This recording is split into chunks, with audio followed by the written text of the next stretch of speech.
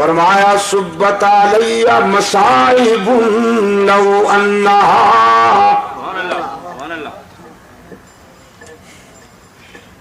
سبت علی مصائب لو انہا سبت علی الایام سرن لیالیا. سیدہ فاطمہ رضی اللہ تعالی عنہ فرماتی ہے اس دن میرے احساسات مجروح ہوئے، میرے جذبات زخمی ہوئے، جس دن رحمت عالم صلی اللہ علیہ وسلم نے یہ دنیا چھوڑ دی. انس ابن مالک رضی اللہ تعالیٰ عنہ فرماتے ہیں فاطمہ زہرا رضی اللہ تعالیٰ عنہ نے ہم سے پوچھا میرے ابا کو کہاں چھوڑ کر آئے ہو؟ عرض کیا فاطمہ ہم تیرے والد گرامی کو مرقد میں قبر میں سلا کے آئے ہیں. سیدہ فاطمہ نے پوچھا رحمت عالم کے جسد اطہر پہ تم نے خاک بھی ڈالی ہوگی نا، مٹی بھی ڈالی ہوگی؟ عرض کیا ہاں بنت رسول خاک ڈال کے آئے ہیں. زاروں قطار برس پڑی فاطمہ کی آنکھیں، کہنے لگی وہ ہاتھ تو دکھاؤ جن ہاتھوں سے تم نے محمد عربی کے جسم پہ مٹی ڈالی. وہ دل کہاں سے لائے تھے، وہ دل کہاں سے لائے تھے کہ تم نے رحمت عالم صلی اللہ علیہ وسلم کے جسم پہ مٹی ڈالی؟ تقدیر مسکرا رہی تھی کہ فاطمہ اس دنیا میں جو بھی آئے گا اسے اس مرحلے سے گزرنا ہوگا. لوگ موت سے گھبراتے ہیں اور قرآن کہتا ہے فَإِنَّهُ مُلَاقِيكُمْ. تم ڈرو، گھبراؤ یا بھاگ جاؤ، وہ ٹھیک وقت پر تمہیں ملنے والی ہے. قُلْ إِنَّ الْمَوْتَ الَّذِي تَفِرُّونَ مِنْهُ فَإِنَّهُ مُلَاقِيكُمْ. دھرتی کے سینے پر جب انسان چلتا ہے، حدیث میں ہے ان الارض لتنادی کل یوم 70 مرہ. یہ دھرتی روزانہ 70 مرتبہ ندا دیتی ہے انسان کو، یابن آدم کلوا ما شئتم واستحیتم. او ابن آدم میرے سینے پہ چلتے ہو نا، جو مرضی آئے کھاؤ پیو. کچھ عرصہ کے بعد تم نے میرے پیٹ میں بھی آنا ہے، تمہاری پسلی سے پسلی ملا کے پوچھوں گی کہ کیسے جیے تھے.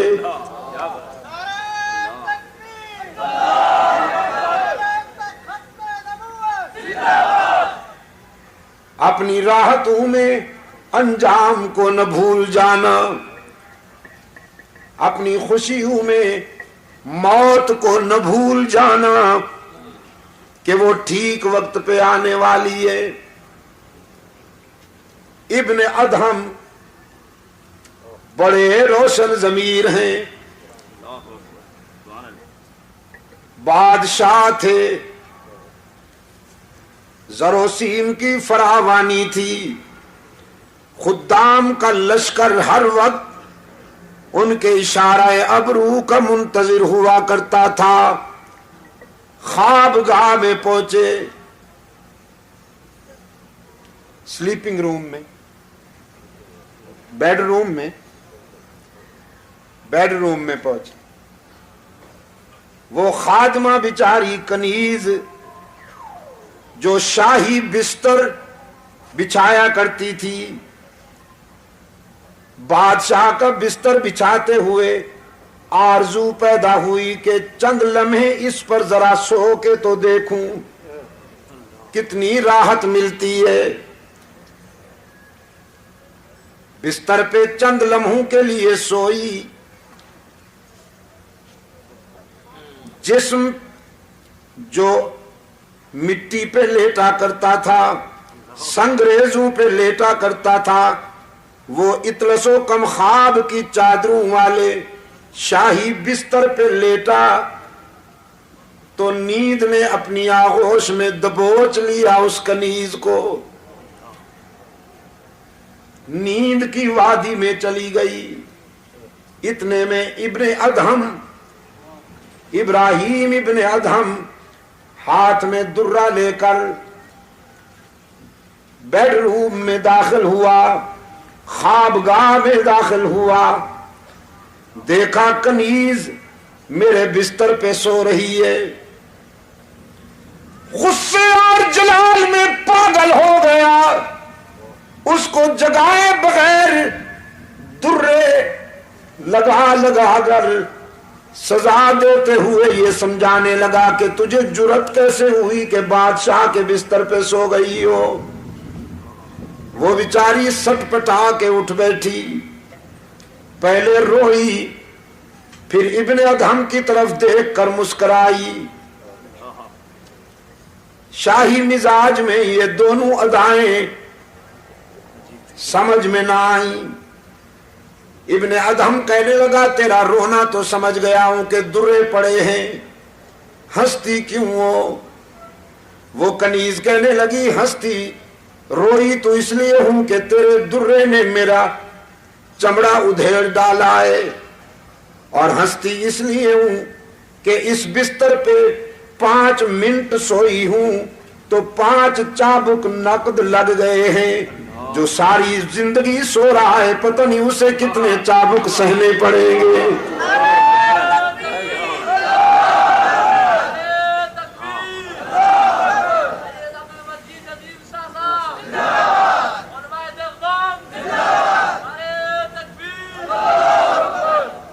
بس اس ایک جملے نے انقلاب بپا کر دیا۔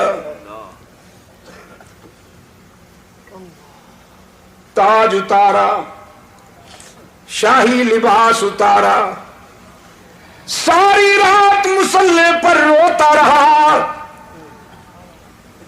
اشکوں سے منہ دھوتا رہا، رب العالمین کے حضور التجائیں کرتا رہا، پروردگار عالم معافی چاہتا ہوں۔ صبح ہوئی، مشیروں وزیروں کو بلا کر نظام سنبھالنے کو کہا، تخت سنبھالو، بادشاہی تمہارے حوالے کرتا ہوں۔ مجھے تو زندگی کی حقیقت ایک کنیز نے سمجھا دی۔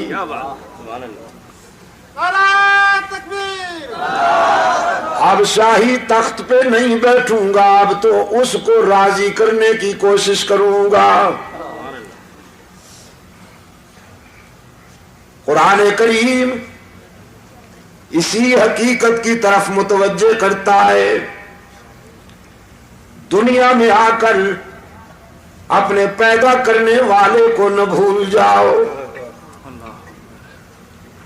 جس نے راحتیں عطا کی ہیں، جس نے مسکراہٹیں عطا کی ہیں۔ نہیں معلوم آپ کو کہ اس آنکھ کی کیا قیمت ہے، لیکن جیب میں ڈال کر لے جائیے اربوں روپے کا چیک، منڈی میں آنکھ خرید کیجئے، نہیں ملے گی۔ اس نے بغیر کسی قیمت کے یہ نعمت تجھے عطا کر دی۔ قرآن کریم یاد دہانی کراتا ہے، أَلَمْ نَجْعَلْ لَهُ عَيْنَيْنِ وَلِسَانًا وَشَفَتَيْنِ وَهَدَيْنَاهُ النَّجْدَيْنِ۔ اے ابن آدم، غور کیا کبھی تو نے اپنی 5 فٹ کی اس کائنات میں